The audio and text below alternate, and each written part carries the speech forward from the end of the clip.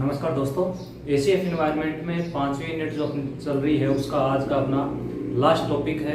और ये last topic अपना है आपके डिजास्टर मैनेजमेंट में, जिसमें अपन देखेंगे कि बाढ़ के द्वारा या फिर भूकंप द्वारा या फिर लैंडस्लाइड द्वारा, वोल्केनो द्वारा और फिर चक्रवात के द्वारा, साइक्लोन जो होते हैं उनसे जो डिजास्टर आते हैं उनका किस प्रकार अपन मिटिगेशन कर सकते हैं, ये इसमें अपन देखेंगे। तो अपना टॉपिक है डिजास्टर मैनेजमेंट।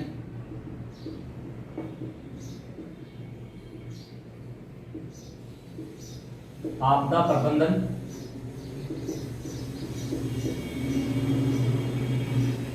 डिजास्टर मैनेजमेंट, आपदा प्रबंधन। तो विस्तार से देखने से पहले अपन चर्चा करते हैं। संयुक्त राष्ट्र के द्वारा 2 फ्रेमवर्क अभी तक आपदा प्रबंधन के लिए लाए गए हैं, और पहला फ्रेमवर्क है ह्योगो फ्रेमवर्क और दूसरा है सेंडाई फ्रेमवर्क। ये 2 फ्रेमवर्क अभी तक वर्तमान में आए हैं। ह्योगो फ्रेमवर्क और दूसरा है Sendai framework.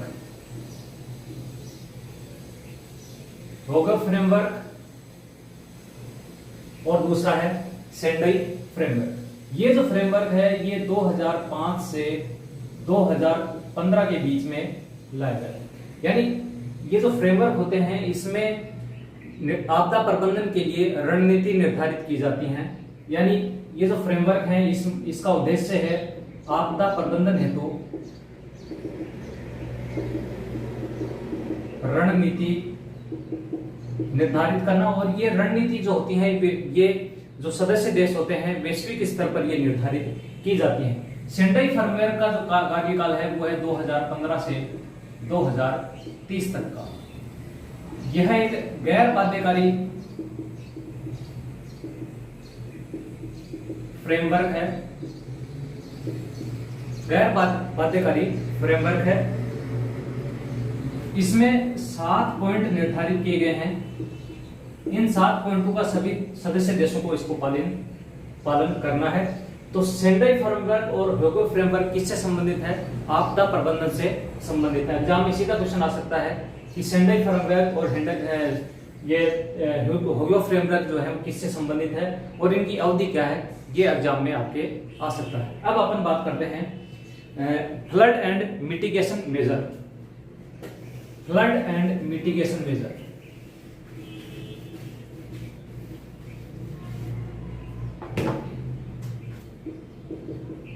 Flood and mitigation measures.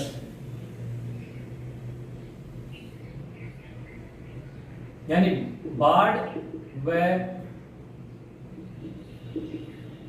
समन, इसका किस प्रकार, अगर बाढ़ आपदा के रूप में आती है तो इसका समन अपन किस प्रकार करेंगे, इसका मिटिगेशन किस प्रकार करेंगे। तो अगर भारत में बात करें तो भारत में बंगाल, पश्चिम बंगाल, बिहार, यूपी, ये जो एरिया है यहाँ पर सबसे ज्यादा बाढ़ आती है। भारत में बिहार, पश्चिम बंगाल, गुजरात बाढ़ प्रभावित क्षेत्र है। ये क्षेत्र जो है ये बाढ़ प्रभावित है। वार्षिक वर्षा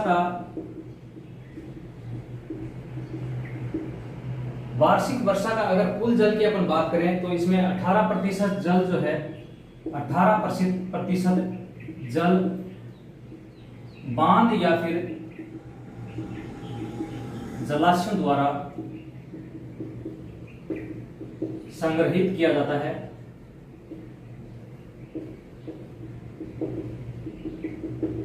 और बाकी का जो 82% जल है वह बहकर समुद्र में चला जाता है।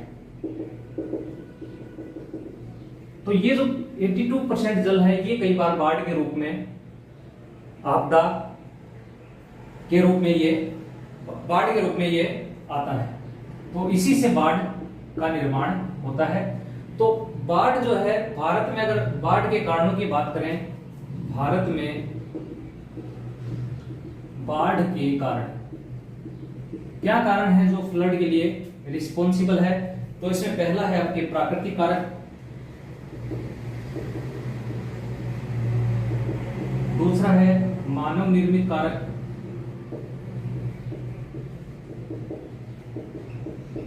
और तीसरा है पारिस्थितिकी कारक।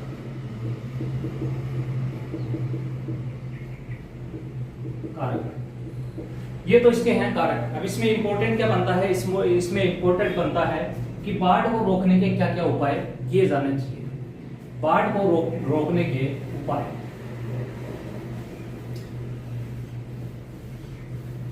बाढ़ को रोकने के दो उपाय हैं, संरचनात्मक उपाय और दूसरा है गैर संरचनात्मक उपाय। बाढ़ रोकने के उपाय, दो उपाय हैं, संरचनात्मक उपाय और दूसरा है गैर संरचनात्मक उपाय। स्ट्रक्चरल और दूसरा है नॉन स्ट्रक्चरल, और दूसरा है नॉन स्ट्रक्चरल। ये दो प्रकार के उपाय किए जा सकते हैं जिसके द्वारा बाढ़ को रोका जा सकता है। संरचनात्मक जो उपाय हैं इसमें जैसे आपके बांध निर्माण करना और चैनल निर्माण करना, नदियों के जो पार्ट हैं उनमें जो उनके किनारे हैं उनको पक्का करना, नदियों में से गाद को रिमूव करना, ये सारे संरचनात्मक उपाय के अंतर्गत आते हैं। वर्षा जल संग्रहण हेतु जलाशय निर्माण संरचनात्मक निर्माण में आता है। दूसरा है इसमें तटबंध निर्माण। तटबंध निर्माण का मतलब यह है कि इस प्रकार से कोई नदी बह रही है तो इसके तट जो हैं जहां पर बाढ़ आ सकती है उन तटों पर उनको पक्का करना, सीमेंटेड करना। तीसरा है चैनल निर्माण,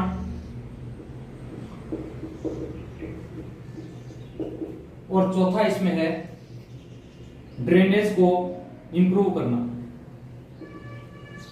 ड्रेनेज को इंप्रूव करना। ये सभी किसमें शामिल हैं? संरचनात्मक उपाय में शामिल। दूसरा है गैर संरचनात्मक उपाय, ऐसे उपाय जिसमें किसी भी संरचना का निर्माण अपन नहीं करते हैं, गैर संरचनात्मक उपाय में शामिल होते हैं। जैसे बाढ़ प्रभावित क्षेत्र का निर्धारण करना, बाढ़ प्रभावित क्षेत्र निर्धारण। दूसरा है बाढ़ का पूर्वानुमान। बाढ़ का पूर्वानुमान अगर अपन लगा लेंगे तो उससे बाढ़ प्रभाव जो बाढ़ है उसके जो नकारात्मक प्रभाव पड़ने वाले हैं उससे पहले अपन सतर्क हो जाएंगे, इसलिए वो कम किए जा सकते हैं। तीसरा है इसमें आपके आर्द्र भूमि का संरक्षण और सीमा निर्धारण। आर्द्र भूमि संरक्षण, वेटलैंड कंजर्वेशन एवं सीमा निर्धारण। वेटलैंड की सीमा अपन निर्धारित करते हैं जिससे कि वहां पर बाढ़ कम आए। चौथा इसमें है इंश्योरेंस। तो बाढ़ से अगर कोई क्षतिपूर्ति होती है तो इंश्योरेंस के द्वारा अपन उसके प्रभावों को कम कर सकते हैं, उनके प्रभावों को मिटिगेट कर सकते हैं। अब अपन दूसरा जो आपदा आती है वो भूकंप के रूप में आती है। दूसरी आपदा है भूकंप के रूप में आपदा। भूकंप की समस्या भारत में जो हिमालय क्षेत्र है वहां पर ज्यादा है। इसके अलावा आपके जो गुजरात वाला एरिया है वहां पर भूकंप सबसे ज्यादा आते हैं। अर्थक्वेक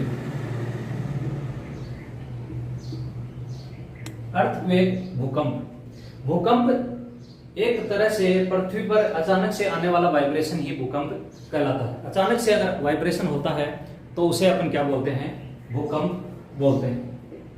पृथ्वी की सतह पर अचानक वाइब्रेशन आना ही क्या कहलाता है, अर्थक्वेक कहलाता है। अर्थक्वेक के कारण क्या है, तो अर्थक्वेक के कारण में पहला कारण है भूगर्भीय प्लेटों के मध्य घर्षण होना। इस प्रकार से प्लेटें होती हैं उनमें ये आपस में टकराती हैं या फिर इनमें घर्षण होता है जिससे भूकंप आता है। दूसरा है ज्वालामुखी उद्गार। तीसरा है इसमें भूगर्भिक जल स्तर का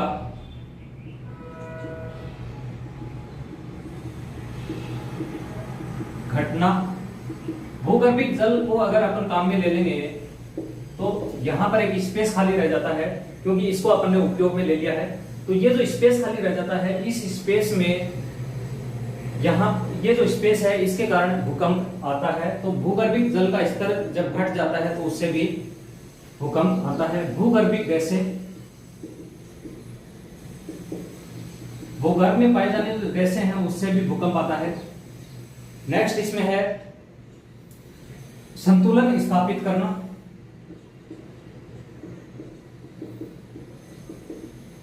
पृथ्वी की जो सतह है, आंतरिक सतह, वो संतुलन स्थापित करने की कोशिश करती है जिससे कि भूकंप आता है। तो ये है आपके भूकंप के मुख्य कारण।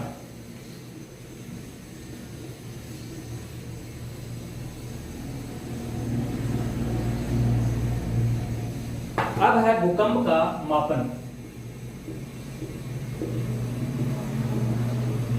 एक उपकरण है, उस उपकरण का नाम है सिस्मोग्राफ। सिस्मोग्राफ के द्वारा भूकंप का मापन किया जाता है। तो भूकंप के मापन के लिए 3 स्केल हैं। 3 स्केल के द्वारा इसका मापन करते हैं। पहली है रिक्टर स्केल। पहली कौन सी है, रिक्टर स्केल है। दूसरी है रोकीफेरल स्केल।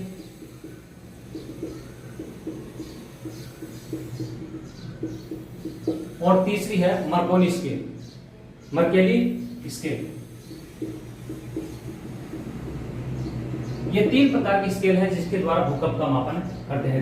रिक्टर स्केल में पैमाना जो होता है वो 0 से 10 तक होता है। इसमें पैमाना कितना होता है, 0 से 10। और प्रत्येक जैसे 0 से 1, 1 से 2, तो 0 से 1 के बीच की जो पॉइंट अगर बढ़ता है तो वो पहले वाले पॉइंट से 10 गुना तीव्रता वाला होता है, 10 गुना ज्यादा तीव्रता। यानी कि अगर रिक्टर स्केल 2 है तो वो रिक्टर स्केल 1 से 10 गुना ज्यादा प्रभावी भूकंप होता है। दूसरा है रोकीफेरल स्केल। इसमें 0 से 11 पॉइंट लिए जाते हैं, 0 से 11, और इसमें 12 पॉइंट होते हैं। ये 3 स्केल हैं जिसके द्वारा भूकंप का मापन किया जाता है। एक होता है हीमोसिस्मल लाइन। हीमोसिस्मल लाइन समान भूकंप रेखाओं को मिलाने वाली जो रेखा होती है उसे हीमोसिस्मल लाइन कहा जाता है। समान भूकंप रेखाओं को मिलाने वाली लाइन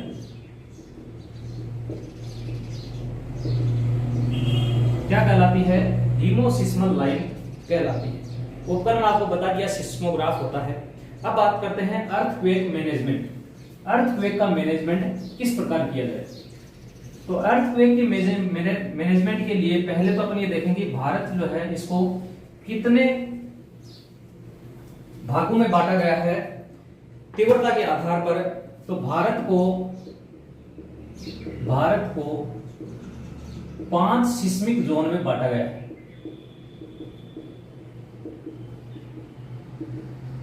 5 सिस्मिक जोन में बांटा गया है। इसमें 5 कौन से हैं? फर्स्ट, सेकंड, थर्ड, फोर्थ और फिफ्थ। ये 5 सिस्मिक जोन है, इसमें बांटा गया है। राजस्थान में 3 सिस्मिक जोन है। राजस्थान में 3 सिस्मिक जोन है और वो जोन है सेकंड, थर्ड और फोर्थ। इस प्रकार से राजस्थान को 3 सिस्मिक जोन में बांटा गया है। तो पहला तो अपन इसको सिस्मिक जोन में बांटते हैं। तीसरा है, जब भूकंप आता है तो इससे रेडोन गैस की मात्रा में वृद्धि होती है। भूकंप आने से रेडोन गैस की मात्रा में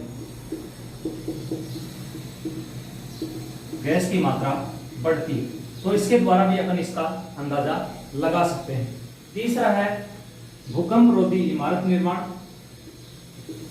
भूकंप रोधी इमारत का निर्माण किया जाए, जैसे लकड़ी की इमारत बनाई जाए। भूकंप का पूर्वानुमान लगाने के लिए सिस्मिक जोन मैपिंग की जानी चाहिए। सिस्मिक हैजार्ड मैप बनाना चाहिए। सिस्मिक हैजार्ड मैप का निर्माण, जिससे कि अपन पूर्वानुमान लगा सकें कि कौन से स्थान पर ज्यादा भूकंप आता है। इसका अनुमान अपन इससे लगा सकते हैं। तो डिजास्टर मैनेजमेंट इस तरह से अपन इसका कर सकते हैं। अब अपन बात करते हैं साइक्लोन या फिर चक्रवात की। साइक्लोन या चक्रवात। चक्रवात या साइक्लोन। साइक्लोन जो होते हैं, ये चक्रवात एक तरह तेज हवा होती है जो कि उच्च वायुदाब से निम्न वायुदाब वाले क्षेत्रों में बहती है। चक्रवात क्या होता है? उच्च वायुदाब वाली हवा होती है। उच्च वायुदाब वाली हवा होती है और ये एंटी क्लॉक घूर्णन करती है। एंटी क्लॉक घूर्णन करती है उत्तरी ध्रुव में। कहां पर? उत्तरी ध्रुव में यह एंटी क्लॉक मूवमेंट करती है। अगर चक्रवात की परास की बात करें तो परास की अगर अपन बात करें तो ऊंचाई यानी लंबवत रूप से पृथ्वी के धरातल से इसकी ऊंचाई होगी 12 से 14 किलोमीटर। यानी लंबवत इसकी ऊंचाई पृथ्वी के धरातल से 12 से 14 किलोमीटर, जबकि हॉरिजॉन्टल जो इसकी लंबाई लगभग होती है वो होती है 100 किलोमीटर से 1000 किलोमीटर तक इसकी लंबाई होती है। यानी हॉरिजॉन्टल क्षैतिज रूप से इतनी परास तक ये जा सकते हैं। भारत में बंगाल की खाड़ी जो है वहां पर चक्रवात ज्यादा आते हैं, जबकि अरब सागर में चक्रवात कम आते हैं। बंगाल की खाड़ी में 5 से 6 चक्रवात प्रतिवर्ष, जबकि अरब सागर में 3 से 4 चक्रवात आते हैं प्रतिवर्ष। अब बात करते हैं साइक्लोन मिटिगेशन। साइक्लोन का मिटिगेशन अपन किस प्रकार करें? Cyclone mitigation.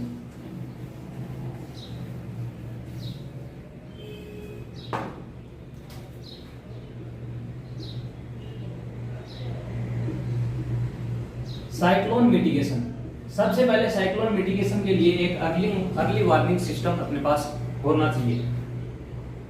Early warning system. Early warning system के द्वारा चक्रवात का अपन पहले से अनुमान लगा सकते हैं। दूसरा है कम्युनिकेशन सिस्टम को डेवलप करना।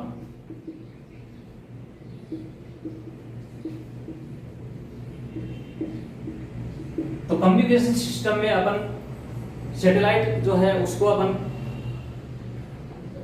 यानी अंतरिक्ष विज्ञान जो है उसको अपन को डेवलप करना पड़ेगा। सैटेलाइट इस तरह के छोड़े जाने चाहिए जिससे कि सही सूचना सही समय पर प्राप्त हो सके। तीसरा है shelter belt development. Shelter belt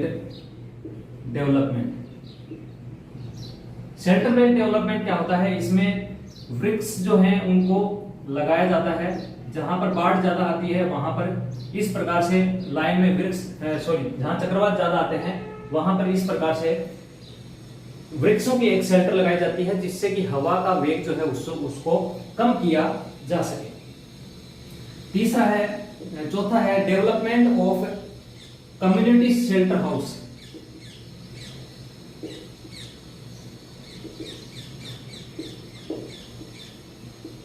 community shelter house जो चक्रवात से प्रभावित लोगों को अपन यहाँ पर शिफ्ट कर सकते हैं। जब चक्रवात आता है तो ऐसे लोग जो तटीय क्षेत्रों में रहते हैं उनको थोड़े समय के लिए यहाँ पर अपन शिफ्ट कर सकते हैं। पांचवा है ट्रेनिंग एंड एजुकेशन।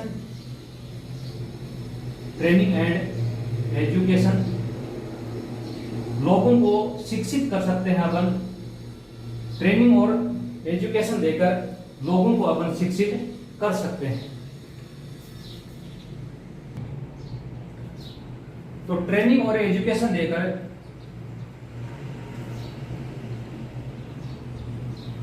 एजुकेशन के द्वारा लोगों को अपन कर सकते हैं। दूसरा अपन नेक्स्ट जो इसमें है वो है लैंड यूज मैनेजमेंट। तो इसमें क्या करते हैं? इसमें अपन ये ध्यान रखेंगे जो तटीय क्षेत्र है, तटीय क्षेत्र से 5 किलोमीटर की डिस्टेंस के बीच में कोई भी कंस्ट्रक्शन का कार्य जिसमें हाउसिंग या फिर इंडस्ट्रियल कोई भी ऐसी परियोजना यहाँ पर नहीं लगाई जानी चाहिए। तो ये है आपके साइक्लोन मिटिगेशन की प्रक्रिया। अब बात करते हैं अपन लैंडस्लाइड के बारे में। लैंडस्लाइड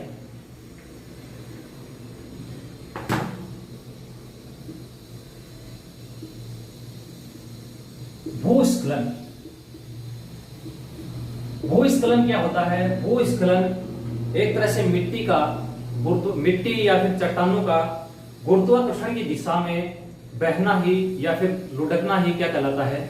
भूस्खलन कहलाता है। मिट्टी, चट्टान इत्यादि का गुरुत्वाकर्षण के प्रभाव से नीचे की ओर गमन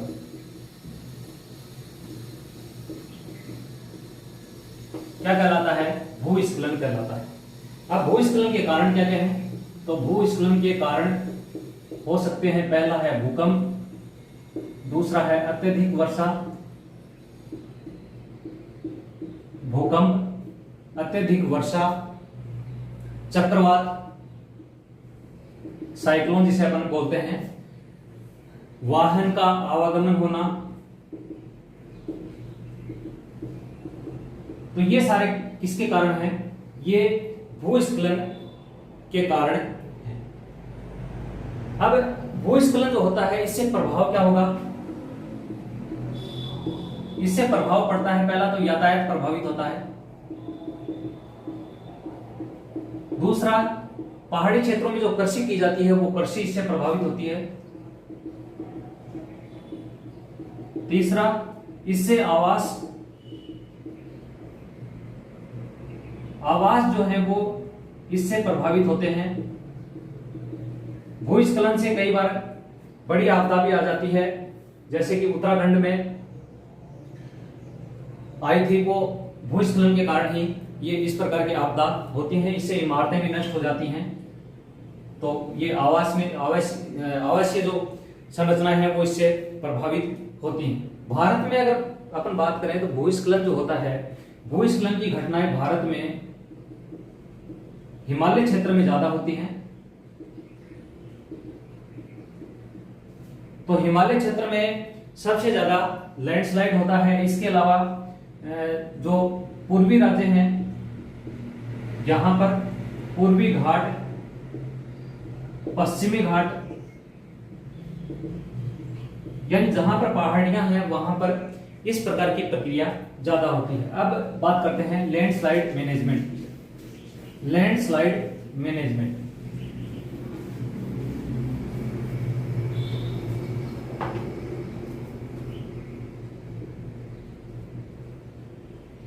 लैंडस्लाइड मैनेजमेंट, तो इसके लिए अपन क्या करेंगे? इसके लिए सबसे पहला तो अपने ये है कि वर्षा जल का संग्रहण करना। वर्षा जल का संग्रहण करना, वर्षा जल को अपन संग्रहित कर लेंगे तो ये लैंडस्लाइड का कारण नहीं बनेगा। दूसरा है नाला निर्माण, यानी अपन प्रॉपर चैनल बनाएंगे जहां से पानी पहाड़ों से नीचे आ सकता है। प्रॉपर चैनल निर्माण, चैनल का कंस्ट्रक्शन करना। तीसरा है वृक्षारोपण। चौथा है घास स्थल स्थापित करना और ग्रेजिंग को कम करना।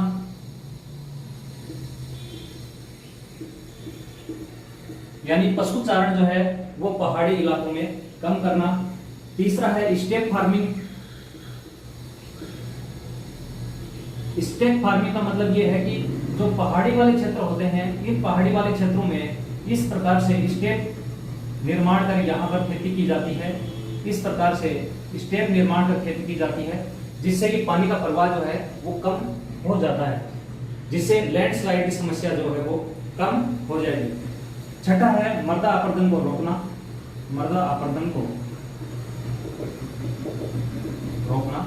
तो ये सभी कारण हैं लैंडस्लाइड को रोकने के मुख्य कारण। तो यहाँ पर अपनी 5वीं यूनिट जो है वो कंप्लीट होती है। इसके बाद अपन तीसरी यूनिट लेंगे और उसके पश्चात अपन चौथी यूनिट लेंगे। फिर इसके बाद अपना सिलेबस जो है वो कंप्लीट हो जाएगा। बहुत बहुत धन्यवाद।